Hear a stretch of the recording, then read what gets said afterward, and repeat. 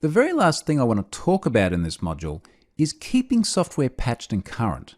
And this is really important, not only because newer versions of the product are more secure out of the box, but because they evolve in response to emerging threats.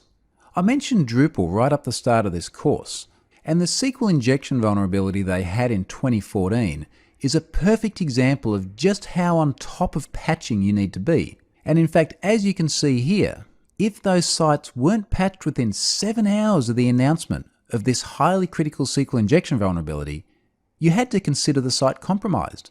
7 hours, that's all you had. As I said earlier, that's not even a good night's sleep. But this is how fast these vulnerabilities move. Once attackers learn of a risk like this, your stuff has to be patched absolutely as soon as possible. Now, this is an extreme example, but certainly it's very common practice for attackers to be trawling the web looking for products with known vulnerabilities. So a really fast, efficient patch lifecycle is absolutely critical. Another good example, and this one's more about using modern versions of software, is XP Command Shell. Now, we looked at that in the last module around advanced SQL injection attacks. And at the time, I explained that XP Command Shell is regularly used in examples of SQL injection, but often it's not explained that this is off by default. And in fact, as you can see here on Microsoft's own site, it's off by default because it is used by malicious actors.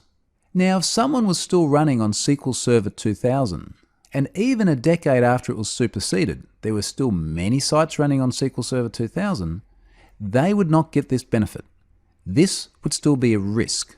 And this could make the difference between a single SQL injection risk in a single app versus the entire compromise of the environment behind the firewall because the attacker was able to use XP Command Shell to execute arbitrary commands in the target network. So people who upgraded to SQL Server 2005 got this for free.